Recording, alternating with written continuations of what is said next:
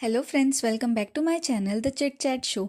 आज हम बात करने वाले हैं रूही राय की फेक अमीरी दिखाने के बारे में, पैसे उड़ाने के बारे में और उनके फेक बॉयफ्रेंड्स के बारे में। अभी जो लोग रूही को नहीं जानते ना, तो रूही राय ना स्टार्टिंग से ही चर्चा में बनी रहती है और एक नेगेटिव रीज़न की वजह से। चाहे वो उनका इनअप्रोप्रिएट कपड़े पहनना हो, या फिर इनअप्रोप्रिएट तरीके से फ़ोटोज़ क्लिक कराना हो, या फिर उनके रोज़ बदलते हुए बॉयफ्रेंड्स हो। वो हर बार या तो रोस्टर्स की वीडियोज़ में या फिर चिट चैट शो की वीडियोस में आती ही रहती हैं। अभी जो रूही राय है ना, वो एक नेगेटिव कंटेंट क्रिएटर टाइप में देखी जाती है, क्योंकि जैसे टाइप का वो कंटेंट बनाती है ना, या तो वो बहुत वल्गर होता है, या फिर 18+ एज का होता है, या वो कुछ ऐसी अनएक्सपेक्टेड इन्फ्लुएंस डाल देती है लोगों के मन में जो सही नहीं होती। अभी लोग पूछेंगे कि इनको देखता कौन है ऐसे लोगों को। तो जो टीनेजर्स हैं ना, या फिर जो भी 9-10 ईयर्स के बच्चे हैं, वो लोग ऐसे लोगों को बहुत ज़्यादा देखते हैं। उन्हें लगता है ये ही रियल लाइफ है और उन्हें भी ऐसा ही जीना है। बट ये सब चीज़ें रियलिटी थोड़ी होती है। बट छोटे बच्चे ये चीज़ नहीं समझते और वो इन्हीं सबको देखकर अपनी लाइफ भी ऐसे ही इमेजिन करते हैं। अब जो रूही राय है ना, वो आजकल चर्चा में इसलिए क्योंकि उन्होंने अपना एक नया बॉयफ्रेंड बनाया है। और जो लाइफस्टाइल वो उनके साथ दिखा रही है या फिर डेली रूटीन दिखाने की कोशिश कर रही है ना, वो सारा का सारा स्क्रिप्टेड होता है। और ऐसा लोग नॉर्मल लाइफ में नहीं करते हैं। ये सारी चीज़ें कैमरे आगे पीछे लेकर घूमना, स्क्रिप्ट बनाना, अपनी सारी चीज़ें उस हिसाब से होती है। अभी जो रूही राय है ना, उसको सबसे पहले देखा गया था लव स्कूल के टाइम पे, जिसमें वो साहिल नागर के साथ देखी गई थी। अभी जो साहिल है ना, उन्होंने भी काफ़ी चीज़ें इन पे रिलीज़ करी है अपनी तरफ से, जिसमें उन्होंने बताया कि रूही कभी भी बिल्स पे नहीं करती थी। 2.5 साल तक रूही के सारे बिल्स ना साहिल पे कर रहे थे। उनका रेंट, उनके फ्लाइट्स के पैसे, सारी चीज़ें वो देखते थे। अभी उन्होंने इसको एक्सपोज करते हुए ना एक काफ़ी ज़्यादा बड़ी वीडियो भी डाली है, जिसमें उन्होंने एक एक चीज़ पूरे अच्छे तरीके से क्लियर करी है।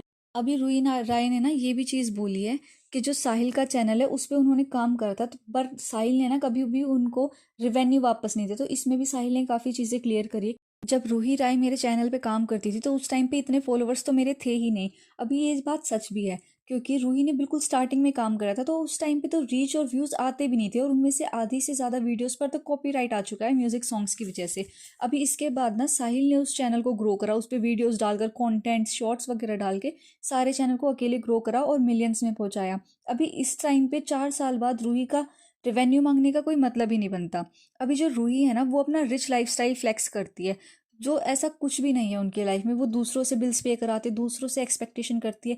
और आजकल उन्हें एक नई चीज़ का बहुत ज़्यादा शौक चढ़ा है, प्रिंसेस ट्रीटमेंट का, जो रियलिटी नहीं होती। अब चाहे उसमें लड़का हो या लड़की हो, कोई भी आपका सर्वेंट नहीं है जो आपको प्रिंसेस ट्रीटमेंट या फिर प्रिंस ट्रीटमेंट देगा। अभी अगर हम कहीं बाहर जा रहे हैं तो हम दोनों की रिस्पॉन्सिबिलिटी बनती है कि हम उस बिल को स्प्लिट करें, या फिर कभी भी दूसरे इंसान पे प्रेशराइज ना करें कि वो सारा बिल पे करे, चाहे वो लड़का ही क्यों ना हो या फिर लड़की ही क्यों ना हो। अभी जो रूही है ना, उनकी रिलेशनशिप्स, डेटिंग या मैरिज को लेकर एक अलग ही थिंकिंग है। पता नहीं वो कौन सी दुनिया में ये सब चीज़ें सीख रही हैं।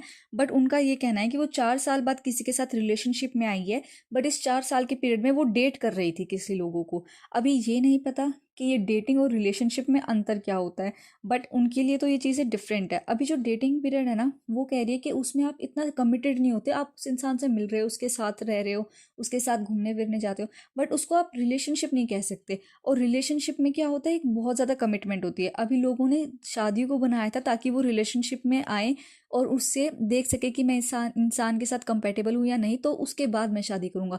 अभी लोगों ने रिलेशनशिप से भी नीचे एक डेटिंग चीज़ बना दी, जिसमें आप किसी से मिलोगे तो सही, बट उसको कमिटमेंट नहीं दोगे और उसके साथ ऐसे रहोगे जैसे आप उनको डेट कर रहे हो। तो फाइनली अभी ना जो रूही है वो एक रिलेशनशिप में आई है, जिसका नाम रोहित है लड़के का।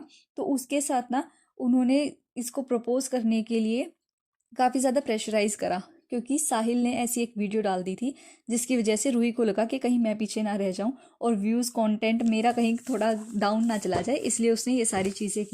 अभी साहिल ने ना ये सारी चीज़ें अपनी वीडियो में बहुत अच्छे तरीके से क्लियर करी है कि रूही राय की थिंकिंग क्या है, या फिर वो क्या सोचती है, उनकी फेक एक्सपेक्टेशंस क्या है लोगों से, स्पेशली लड़कों से, उनकी रिलेशनशिप पे क्या थिंकिंग है। ये सारी चीज़ें साहिल ने बहुत अच्छे से क्लियर आउट करी है।